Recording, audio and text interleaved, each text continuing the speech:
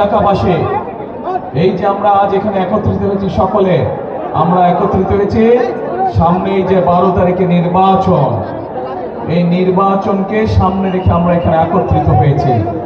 আজকে এই নির্বাচনে এত মানুষের সমাগম দেখে আমার মনে হয়েছে যে আজকে আমরা যেই মানুষটিকে, এই যে নবীউল্লাহ সাহেবকে যে আমরা ধানের শীষ দিয়েছে, আমরা সঠিক সিদ্ধান্ত গ্রহণ করেছি। প্রিয় ভাই বোনেরা, আজকে এই যে মঞ্চে আমি দাঁড়িয়েছি, এই মঞ্চের সামনে কতগুলো মানুষ এখানে বসে আছেন। এই মানুষগুলো তাদের আপনজনদেরকে হারিয়েছেন বিগত দিনে।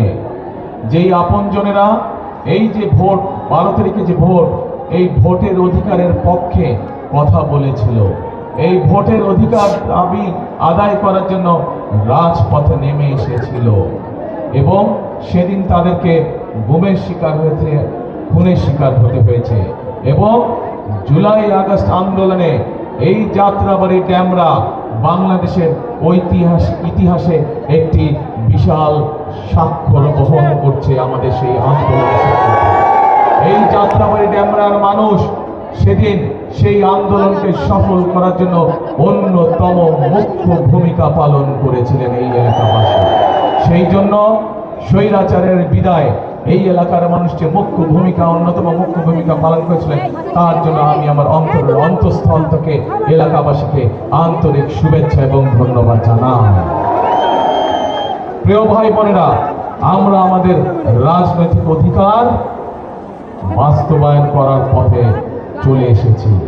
ইনশাআল্লাহ 12 তারিখে বাংলাদেশের মানুষ, বিগত 1 যুগেরও বেশি সময় ধরে বাংলাদেশের মানুষ বঞ্চিত ছিল তার ভোটের অধিকার থেকে।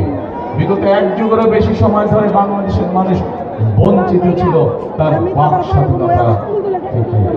আজ বাংলাদেশের মানুষ প্রাণ খুলে কথা বলতে পারে, তাদের বক্তব্য উপস্থাপন করতে পারে। আজ বাংলাদেশের মানুষ তাদের রাজনৈতিক অধিকার, যে ভোটের অধিকার, সেটি প্রয়োগ করতে চলেছে। কিন্তু প্রিয় ভাই বোনেরা, শুধু গণতান্ত্রিক অধিকার প্রয়োগ যখন জরুরি, কিন্তু শুধু গণতান্ত্রিক অধিকার প্রয়োগ হলেই চলবে না। আমাদের এই বাংলাদেশকে গড়ে তুলতে হবে। দেশকে আমাদের, এই যে মানুষগুলো যারা বসে আছেন, তাদের যেই স্বজনরা, কারো ভাই, কারো সন্তান, এইভাবে যে বিভিন্ন আপনজন হারাচ্ছেন, সেই মানুষগুলোর একটি প্রত্যাশা ছিল। সেই প্রত্যাশা ছিল যে এই বাংলাদেশের নারীরা স্বাবলম্বী হবে। এই বাংলাদেশের মানুষ, সে নারী হোক বা পুরুষ হোক, তারা নিরাপদে রাস্তাঘাটে চলতে পারবে, ব্যবসায়ীরা নিরাপদে ব্যবসা করতে পারবে, পেশাজীবীরা নিরাপদে চাকরি বাকরি করতে পারবে, এলাকার সন্তানেরা নিরাপদে লেখাপড়া করতে পারবে, এলাকার মানুষ, এলাকার যারা তরুণ, যারা যুবক, যারা পড়ালেখা শেষ করছে, তাদের কর্মসংস্থানের ব্যবস্থা হবে।